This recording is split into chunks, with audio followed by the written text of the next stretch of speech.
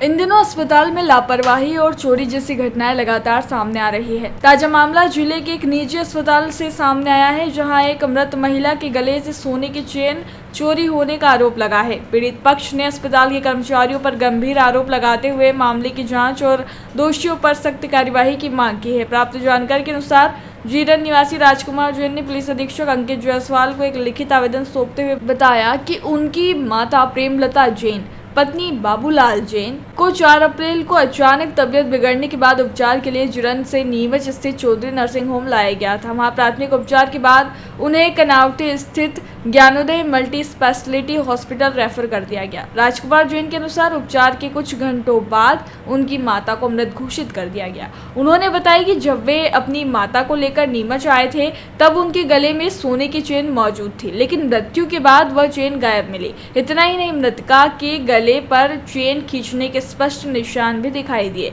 जब परिजनों ने अस्पताल प्रबंधन से इस विषय में पूछताछ की तो ना तो उन्हें संतोषजनक उत्तर मिला और ना ही सीसीटीवी फुटेज सही से दिखाए गए।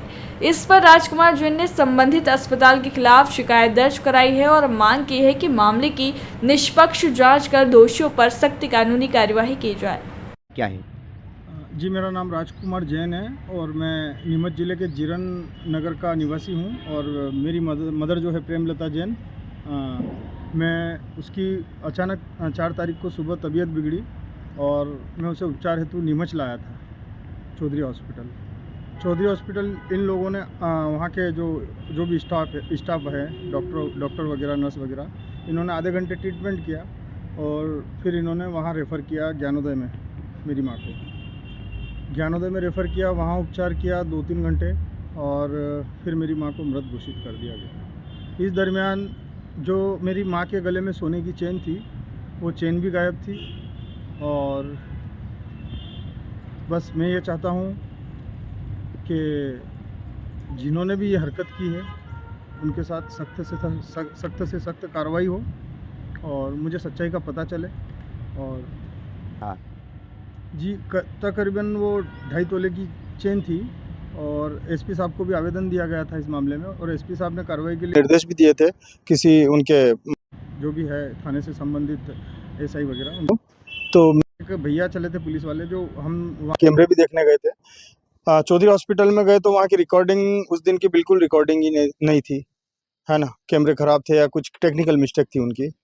और जब ज्ञानोदय गए तो ज्ञानोदय में ऐसी जगह कैमरे लगे हुए हैं जहाँ कम गंभीर पेशेंट जाते हैं या जहाँ कैमरों का कोई मतलब नहीं है, और जहाँ मतलब है, जहाँ हमको कैमरे देखने थे, जहाँ इन्होंने मेरी माँ को रोका, वहाँ कहीं कैमरे साफ नहीं दिखाई देते और कहीं जहाँ कैमरे चाहिए वहाँ कैमरे थे नहीं।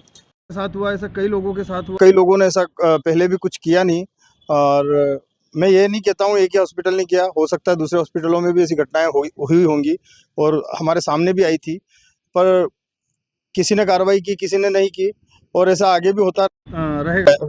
अगर आज कदम नहीं उठाऊंगा तो आगे भी ऐसा होता। मैं ये चाहता हूँ कि बस मुझे सच्चाई का पता चले और दोषियों के ऊपर कार्रवाई हो। बिरबल, हमारे महल की ये क्या बुरी हालत हो रखी है। इंस्पेक्टर साहब, यही है वो दरिंदा जिसने हमें दीवार में जिंदा चुनवा दिया था। गिरफ्तार कर लीजिए इन्हें। अनार करे तुमको तो मैंने जिंदा दीवार में चुनवा दिया था, तुम बाहर कैसे आई? जहांपनाह, मैंने तो आपसे पहले ही कहा था कि अनारकली को बाप जी एएससी ब्लॉक से बनी दीवार में चुनवाते हैं, लेकिन आपने मेरी एक नहीं सुनी। अब भुगतो। बाप जी एएससी सीमेंट ब्लॉक्स, इसमें ना सीमेंट और रेत की जरूरत होती है, ना ही तराई करने की झंझट। लाल ईंटों के मुकाबले ये ज्यादा मजबूत, किफायती और फायदेमंद है, क्योंकि वाटर प्रूफ के साथ साथ ये साउंड प्रूफ भी है। काश मैंने अनारकली को बाजी ब्लॉक से बनी हुई दीवार में चुनवाया होता तो मुझे ये दिन नहीं देखना पड़ता। आप जहांपना जैसी मूर्खता न करें। अपने घर, भवन या मकान को बाप जी एएससी ब्लॉक से ही बनवाएं। बाप जी एएससी ब्लॉक्स, स्टील से मजबूती।